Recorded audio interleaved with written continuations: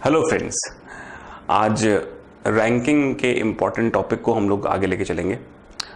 Ranking का topic अमूमन 2 से 3 सवाल हमें अलग अलग एग्जामिनेशंस में देता ही देता है और ये टॉपिक एक ऐसा टॉपिक है जिसको कि अगर कॉन्सेप्ट अगर समझ में आ जाए तो बड़ी ही आसानी से, बड़ी सरलता से इसे किया जा सकता है।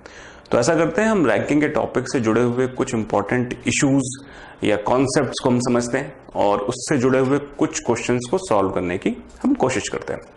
तो रैंकिंग के बारे में अगर हम बात करें तो रैंकिंग के प्रश्न अमूमन 2 तरीके से पूछे जाते हैं। एक तो हम पूछ सकते हैं वर्टिकल रैंकिंग,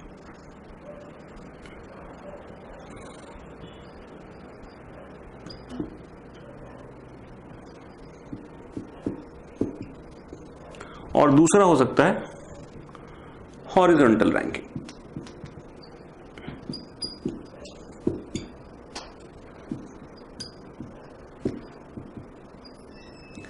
जो वर्टिकल रैंकिंग यानी लंबवत, हिंदी में अगर बोलने की कोशिश करें तो हम क्या बोल सकते हैं, लंबवत रैंकिंग।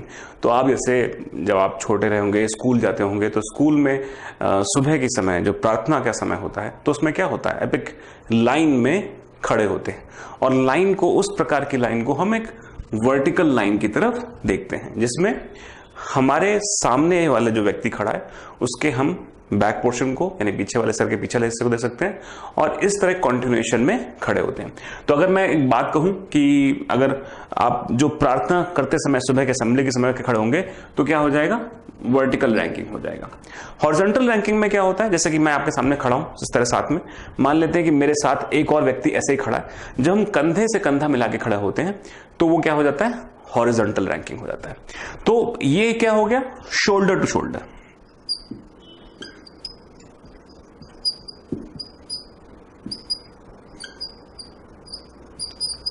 तो जैसे आप याद करेंगे जब आप स्कूल में गए होंगे या जब आप छोटे रहे होंगे तब फोटो खींचा जाता है स्कूल में बच्चों का। तो एक क्लास के सभी बच्चे बैठते हैं तो वो कैसे बैठते हैं, सब शोल्डर शोल्डर सामने सामने बैठते हैं ना कैमरे के, जैसे अभी हम लोग बैठे हैं, जिस तरह मैं आपके सामने खड़ा हूं तो ये एक शोल्डर टू शोल्डर पोस्चर हो गया। अगर और भी मेरे साथ कैमरा में और लोग आना चाहते हैं तो उन्हें क्या खड़ा होना पड़ेगा, वो हमारे साथ ऐसे ही खड़े होते चले जाएंगे। लेकिन वर्टिकल जो रैंकिंग होती है उसमें व्यक्ति एक के पीछे एक खड़ा होता है। अगर वर्टिकल रैंकिंग होगी तो आपको सिर्फ एक ही व्यक्ति दिखाई पड़ेगा, बाकी व्यक्ति दिखाई नहीं पड़ेंगे। इस कैमरे के माध्यम से ये हमें पता चल रहा है। अब ये 2 चीजें बड़ी इंपॉर्टेंट हो जाती हैं कब, वर्टिकल रैंकिंग तब बहुत ज्यादा इंपॉर्टेंट हो जाती है जब इसमें एक हम डायरेक्शन भी दे देते हैं। डायरेक्शन कैसा, नॉर्थ फेसिंग है, ठीक है, या साउथ फेसिंग है, तो इस तरह के कुछ क्वेश्चंस में एडिशन भी हो जाते हैं, लेकिन कॉन्सेप्ट इनका यही रहता है। तो सबसे पहले हम ऐसा करते हैं, आपको कुछ क्वेश्चन समझाते हैं रैंकिंग के खास तौर से, जिसमें इस रैंकिंग के कॉन्सेप्ट को इस्तेमाल किया जाता है। मान लेते हैं कि ए कोई एक ऐसा व्यक्ति है जो कि अगर बीच में इस, मान लेते हैं वर्टिकल रैंकिंग में खड़ा हुआ है, तो ये आगे फ्रंट पॉइंट हो गया और ये एंड पॉइंट हो गया। तो ए की रैंकिंग फ्रंट पॉइंट से, मतलब आगे से रैंकिंग उसकी मान लेते हैं कि 12वीं है, और अगर उसकी रैंक, ए की रैंक एंड से देखी जाए, अंतिम छोर से देखी जाए, तो मान लेते हैं कि उसकी रैंक अगेन 13वीं है, ठीक है। तो अगर आपसे पूछा हो कि इस लाइन सिस्टम में या इस रैंकिंग में कितने लोग हैं तो आप इसका जवाब कैसे देंगे। तो अगर इसको जवाब देना हो तो हम इसको एक बड़े सिंपल एस्पेक्ट में देख सकते हैं। हम एक एक करके इनके टॉपिक्स को डिफाइन करते हुए हम आपको बताते हैं कि ये कैसे किया सकता है। तो चलिए इसी क्वेश्चन को लेकर के एक कॉन्सेप्ट हम आपको समझाते हैं।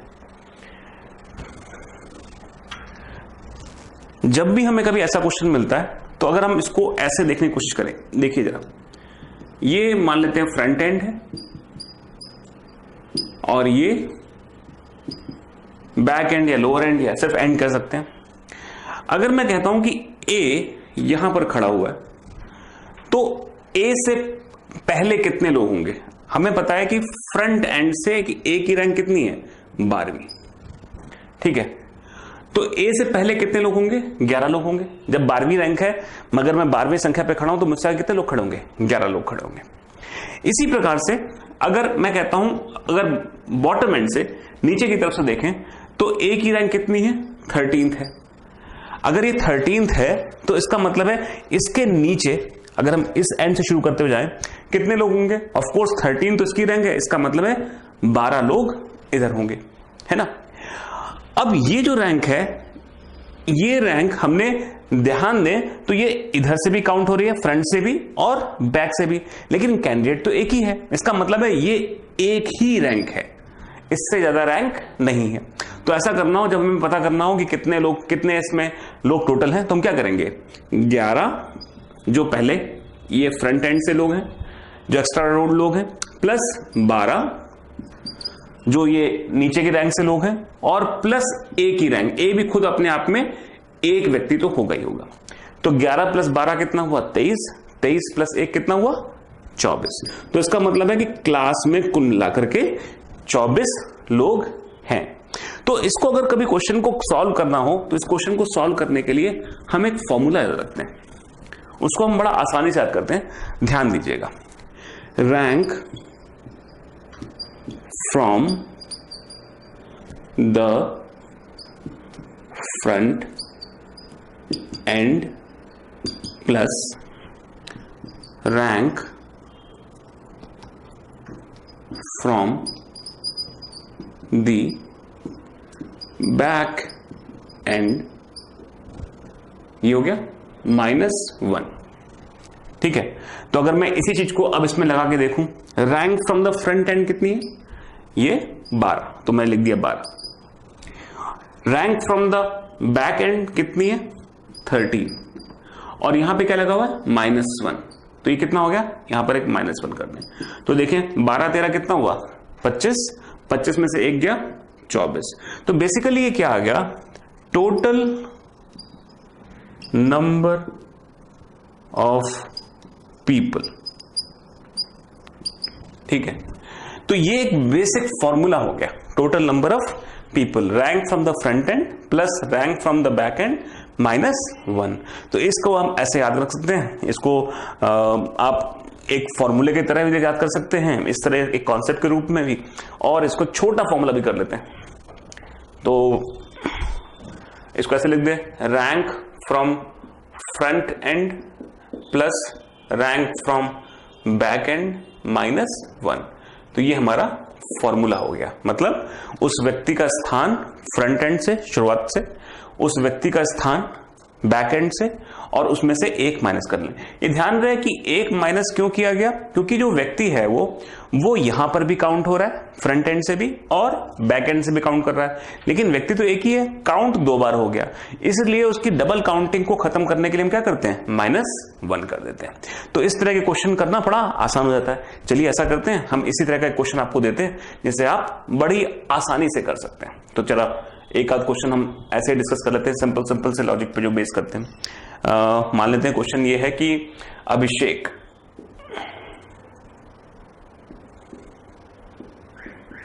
ठीक है, Abhishek is standing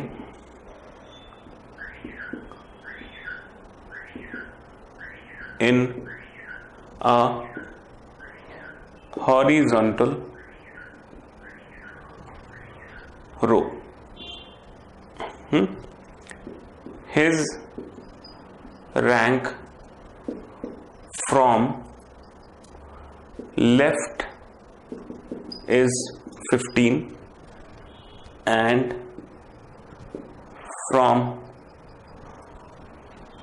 right is 26. How many people are there in the row? ये मैंने एक ऐसे क्वेश्चन लिख दिया है, इसको हम बात कर सकते हैं। तो जैसे हमने वर्टिकल लिया था, फ्रंट एंड और बैक एंड लिया था, वैसे इसमें मैं कह दिया हॉरिजॉन्टल रो में, जैसे वर्टिकल रो में था अब ऐसे ही हॉरिजॉन्टल रो में, और उसमें क्या कह दिया, अब रैंक लेफ्ट से है और रैंक राइट से। तो अगर मैं एक ऐसी लाइन खींच दूं, ठीक है, अब मान लेते हैं कि इधर यहां पे कहीं कोई एक अभिषेक नाम का बच्चा खड़ा हुआ है, ठीक है, तो अभिषेक कैसे काम कर रहा है? अगर अभिषेक के लेफ्ट की तरफ से बात करें, ठीक है, तो इस तरफ से अभिषेक के लेफ्ट, अगर अभिषेक इस तरफ फ्रंट फेसिंग है तो अभिषेक के लेफ्ट हैंड साइड से उसकी रैंक कितनी 15 है। ठीक है, यहां पर 15, तो उसकी सॉरी मैं यहां पे लिख देता हूं 15। ठीक है, और अभिषेक के राइट हैंड साइड से उसकी रैंक कितनी, तो थोड़ा बड़ा कर देते हैं ताकि ना अच्छा लगे देखने में। ये यहां से कितनी रैंक है उसकी 26। तो इसके जो लेफ्ट हैंड पे जो लोग हैं वो कितने लोग होंगे 14 लोग होंगे, और इसी तरह इसके राइट हैंड पे कितने लोग होंगे 25 होंगे, तभी इसकी 26 और 15th रैंक है। तो इस क्वेश्चन को करने के लिए हम क्या करेंगे, अगर हमें निकालना हो टोटल नंबर ऑफ पीपल तो हम क्या करेंगे, rank from left plus rank from right -1। तो रैंक फ्रॉम लेफ्ट कितनी है देखिए जरा 15, प्लस रैंक फ्रॉम राइट कितनी है 26 -1, तो ये कितना हो गया देखिए थे 6 और 5 11, कैरी ओवर 1, तो ये आ गया 2, 41 -1 इक्वल्स टू 40। इसका मतलब है कि इस पूरी पंक्ति में कितने लोग हैं 40 लोग हैं। तो ये क्वेश्चंस जो हैं, इन क्वेश्चंस को करने के लिए एक सिंपल सा अप्रोच चाहिए। अगर मुझे कैंडिडेट्स पता करने हैं कि उस पूरी लाइन में कितने कैंडिडेट्स हैं, तो उनको करने के लिए एक सिंपल से अप्रोच में मैं उनकी रैंक लेफ्ट और राइट से लेकर के कर लेता हूं। लेकिन कई बार क्वेश्चंस कुछ अलग सी प्रॉब्लम्स पोज करते हैं, कई बार क्वेश्चन देते हैं आसान नहीं होते, क्वेश्चंस कुछ डिफिकल्ट होते हैं। तो वो कैसे होते हैं, उसमें 2 लोग होते हैं, रैंक और लाइन वैसे ही है, चाहे वर्टिकल हो चाहे हॉरिजॉन्टल, उसमें कोई ज्यादा फर्क नहीं पड़ता। ठीक है, तो मैं एक बार फॉर्मूले लिखवा देता हूं आपको इसके बेसिक, और उसके बाद फिर उन क्वेश्चंस की तरफ लेके जाता हूं जो कि आप एग्जामिनेशन में ज्यादा कह सकते हैं आप देखेंगे। ये तो एक बेसिक कॉन्सेप्ट है। तो अगर मैं कहूं कि कैंडिडेट्स को मुझे खड़ा करना है, तो अगर वो हॉरिजॉन्टल लाइन में है, फॉर्मूला एक ही है, उसमें कोई चेंज नहीं है।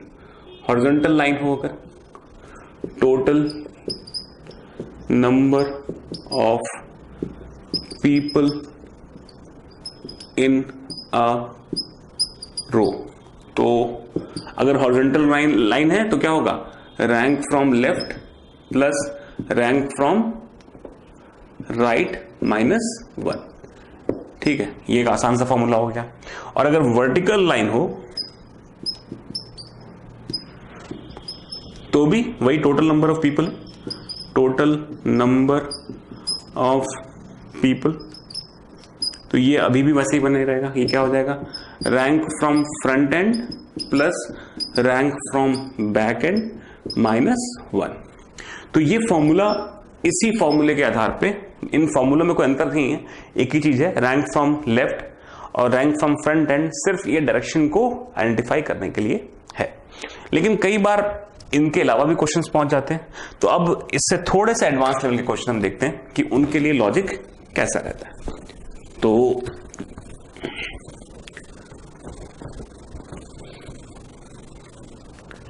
अब हम ऐसा करते हैं, एक क्वेश्चन लेते हैं।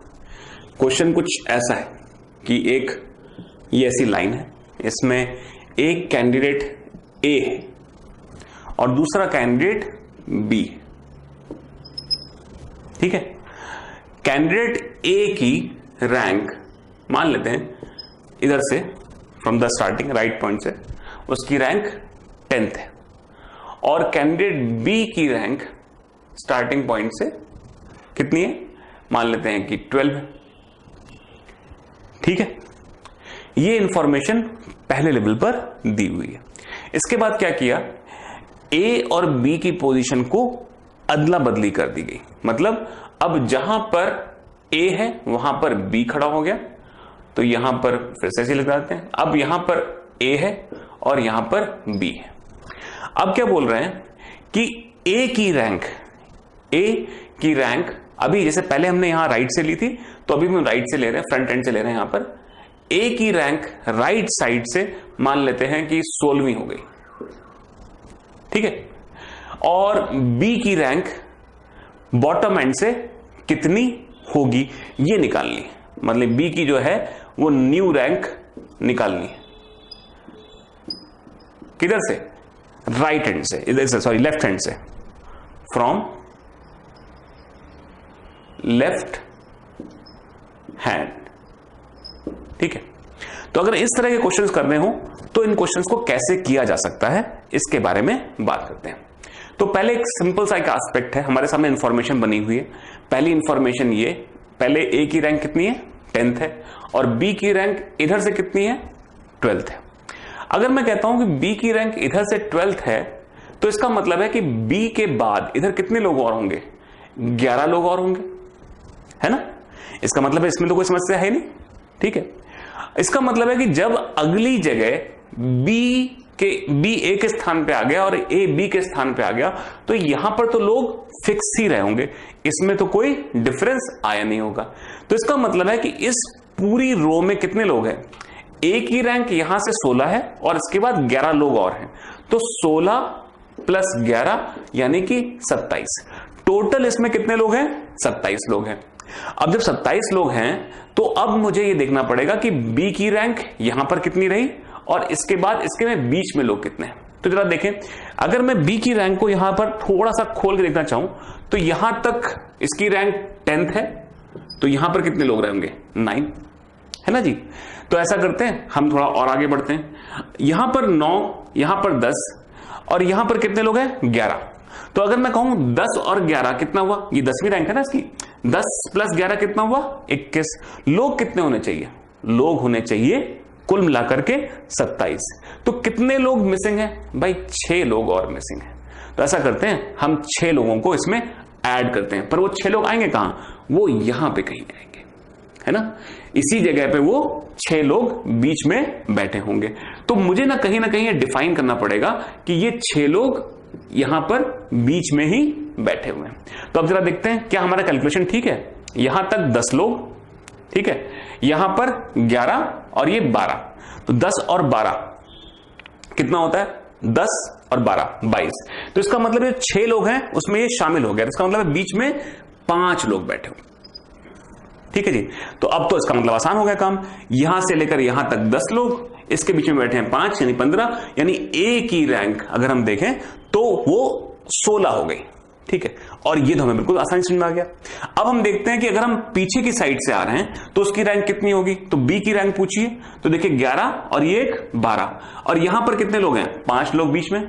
तो इसका मतलब है 11 1 12 और 12 के बाद 5 लोग और 17, तो इसका मतलब ये रैंक कितनी हो गई 18, ठीक है। तो इसका मतलब हमने क्या किया, काउंटिंग की प्रोसेस को तोड़ दिया। इसी कॉन्सेप्ट को एक बार फिर से समझाते हैं, क्योंकि कई बार एक बेसिक लेवल पर ये चीजें एक बार में समझ नहीं आती, तो हम इनको एक बार फिर से डिजाइन करके आपको समझा देते हैं ताकि आपको कहीं कोई डाउट ना रह जाए। और एक बार ये चीज समझ में आ गई तो आपके सामने की सारी प्रॉब्लम या चुनौतियां खत्म हो जाएंगी, ठीक है। यहां पर बी की पोजीशन 10वीं रख दी मैंने, यहां पर मुझे याद है 16 था, ठीक है। ए की पोजीशन लेफ्ट हैंड साइड की जगह पे 16 है, तो बी की बीज न्यू रैंक फ्रॉम लेफ्ट, ये पूछा गया क्वेश्चन। तो ऐसा करते हैं, हमें बी की रैंक यहां से पता करनी कि भाई इसके बीच में एंड पॉइंट से लेकर के बी के बीच में कितने लोग हैं। तो हमने इस क्वेश्चन को डिफाइन करने के लिए क्या किया, पहले हमने कहा कि बी की रैंक अगर पीछे की तरफ से 12वीं है तो इसका मतलब क्या हुआ, बी के बाद कितने लोग होंगे 11 लोग यहां पर होंगे। ये तो हमें बिल्कुल समझ में आ गया। अगर ए की रैंक 10वीं है तो यहां तक कितने लोग होंगे 9 लोग होंगे, ठीक है। ये हमको दूसरी बात समझ में आ गई। अब हमने जब ए के स्थान पे बी को और बी के स्थान पर ए को बैठा दिया नीचे की तरफ, तब ए की रैंक कितनी हो गई 16वीं, तो ये 16वां स्थान हो गया। तो इसका मतलब है इसके बाएं तरफ कितने लोग हैं 15 लोग हैं, ठीक है। अब हम देखते हैं कि यहां पर ए के बाद बैठने वालों की संख्या में तो कोई परिवर्तन आया नहीं, तो अगर 11 यहां पर है तो 11 यहां पर भी होने चाहिए।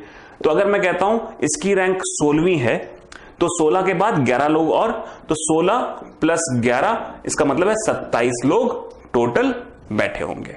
ये बात हमें समझ में आ गई। अब जरा हम देखते हैं इस इंफॉर्मेशन को हम किस प्रकार से इस्तेमाल कर सकते हैं। हमें पता है कि बी के इधर 11 लोग बैठे हुए हैं।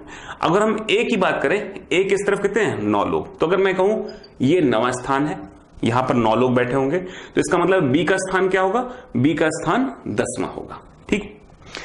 ए का स्थान पीछे से हम कर रहे हैं, यहां से बात कर रहे हैं, तो टोटल 27 लोग हैं, यहां पर 11 लोग हैं, तो ये 12वां स्थान होगा।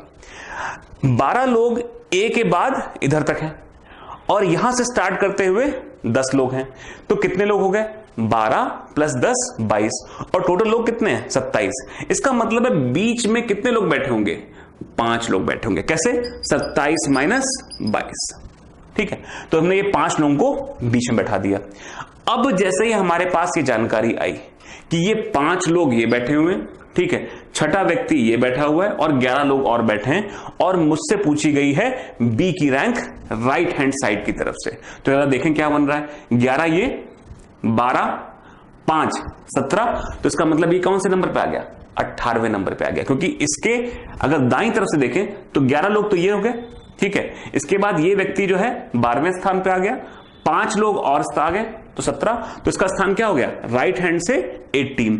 तो अगर मुझे देखना हो बी की पोजीशन राइट हैंड साइड की तरफ से, तो क्या हो जाएगी? 18।